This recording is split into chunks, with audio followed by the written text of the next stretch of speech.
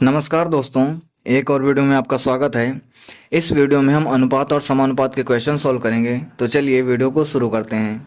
पहला क्वेश्चन लिखा हुआ है, एक स्कूल बैग और एक ड्रेस की कीमत 8:7 के अनुपात में है।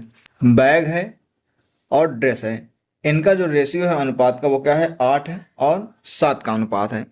आगे लिखा हुआ है, यदि बैग की कीमत ड्रेस की कीमत से 400 रुपये अधिक है, यानी कि इन दोनों के बीच में कितने का अंतर है, 400 का। तो हमें बताना है कि स्कूल ड्रेस की कीमत क्या होगी, यानी कि हमें ड्रेस की कीमत बतानी है।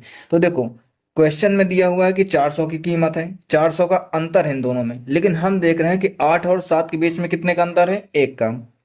तो यहाँ पर क्या हो जाएगा कि 1 यूनिट की वैल्यू 400 के बराबर होगी। हमें निकालना क्या है कि डी की वैल्यू, ड्रेस की वैल्यू, यानी कि 7 यूनिट की वैल्यू। तो 7 यूनिट की वैल्यू कितनी हो जाएगी, 7 यूनिट की वैल्यू हो जाएगी 7 चौक 2800।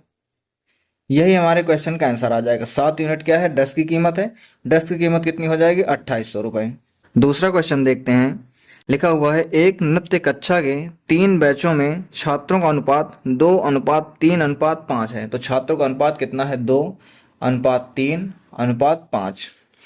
आगे लिखा हुआ है, प्रत्येक बैच में 20 छात्र बढ़ते हैं तो अनुपात 4:5:7 हो जाता है।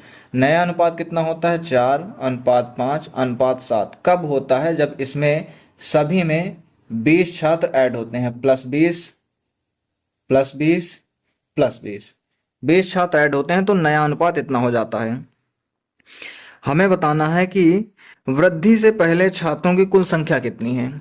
देखो कैसे निकालेंगे इसको, सिंपल सा फार्मूला है। जैसे हमने पिछला क्वेश्चन किया था सेम वैसे ही लग जाएगा।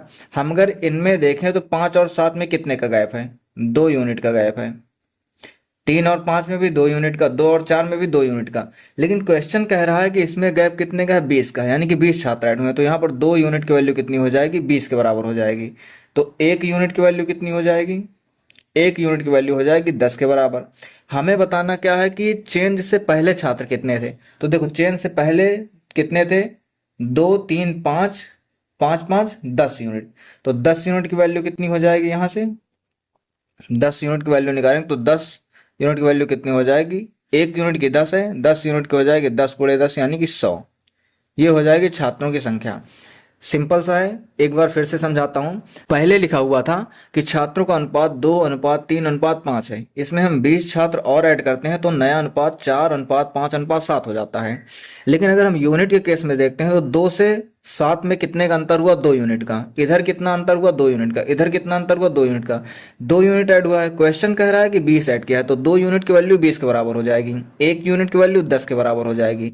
तो जो पहले छात्र कितने थे, 2 3 और 5 के रेशियो में, टोटल 5 3 8 2 10 छात्र। तो 10 यूनिट की वैल्यू कितनी हो जाएगी, 10 × 10 यानी कि 100। ये क्वेश्चन का आंसर हो जाएगा।